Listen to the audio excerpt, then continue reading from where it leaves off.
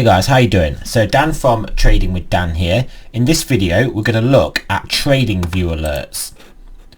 So why would you want to set alerts? So for example, you're not able to watch the charts during the day or at night, or you just don't want to watch them all the time. You can have alerts set. Then it can tell you when certain conditions are met that you use to trade, and then they can obviously alert you to have a look at the market and then potentially take that trade. So you could set alerts based on many things, such as price reaching a certain level, the volume going up to, like, say 3 times its average for that time period. You can even set them for levels on an indicator that you like to use on Met, and that is what I do a lot of the time. You can even use TradingView alerts to place trades for you automatically if you set them up in a way that the alert then sends a signal to another website, such as 3 commas, where you have a bot, and then the bot then connects via an API to Bitmex, for example, and then that can take the trade for you. So I also trade like that as well. So we're going to go over some TradingView alerts and look at some examples. Let me just get rid of this. There we go. So we're going to look at we'll have a look at where the one's gone that I was meant to be using. Here it is. So right, here we go. So this is the chart, blank chart. We don't actually have any indicators on the moment. So the first one you might want to set an alert for. You can see here the price isn't really moving much, but you probably think, right, okay, if we break above this horizontal level here, then we are potentially going to get a move up, so I might want to take a buy trade. So we can go into here, we can click this horizontal line and then place it where exactly we want it. So say we want it there. So now we've got that level, we can then double click on it just to check the actual price, 9451. We can change that if we want to say we wanted it exactly 9450. We can change that, and then the arrow will move down to exactly 9450. So now what we can do, we can go to here's the alert tab. We can click the alert, and then we can put setting this condition, this asset. So when this asset crosses the value of 9450, then we'll get an alert, and then we only want that alert to go once.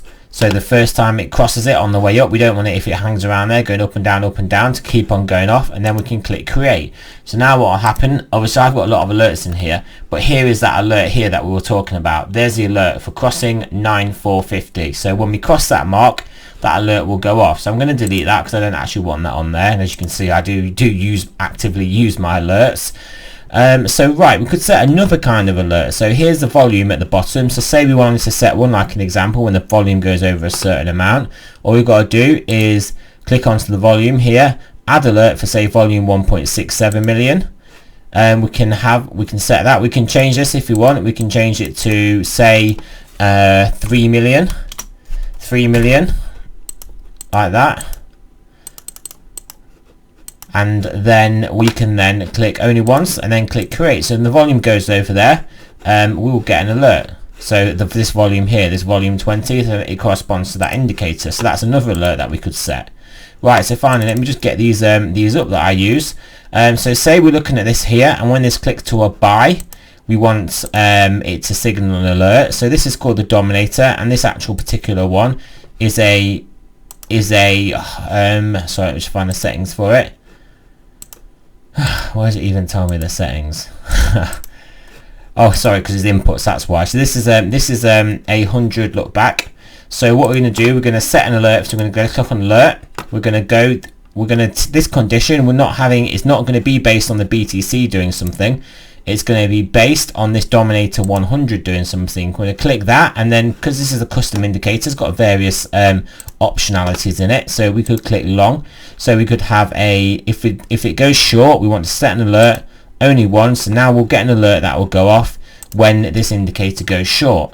So when this goes to sell, we'll get an alert. So I'll delete that because I don't want to keep that on there. Got to remember to delete these. So let's for example look at another indicator, that a more common one that people might use. So we look at RSI. We'll get an RSI indicator. Get that up. Here's the RSI. So say we want to get an alert for when the RSI goes over 70. So for when it goes overbought in a time period. So let's set an alert here. We'll click on the alert again. We're going to select RSI, and then we're going to go crossing value condition RSI crossing value 70, and that will set an alert when the RSI crosses a value of 70. So if we click create that, then that will now pop up here, relative strength index over value of 70. You can see that's what the alert's set for. We've got it, it's actually just put a line in there for us for the alert, which I didn't actually know it did, but yeah, that's the alert. So there's the alert showing us on the line. So yeah, there we go. So we've set up an alert for an RSI. So yeah, so the alerts are really good, and I basically couldn't really trade without them. And then also I also use them to automate them, but I also have them set for when I want to see certain levels or certain spikes in volume. If something's going on, like a volume spike, alert will alert me to that something's happening, and then I can obviously come running over to my desktop to see what's going on. But yeah, well, you can, like I said, you can set them for certain levels, which I'll just delete this horizontal line now because we actually need that. And yeah, you can set them for any indicator that will come up. If it's got conditions on and values, which obviously indicators do, then as long as you know which values and conditions you're looking at, you can then set the alert to alert you when one of those conditions are met. So hope that video was useful for you guys. Alerts are very useful, so you should all definitely be aware of them. And yeah, and I will catch you guys on the next video.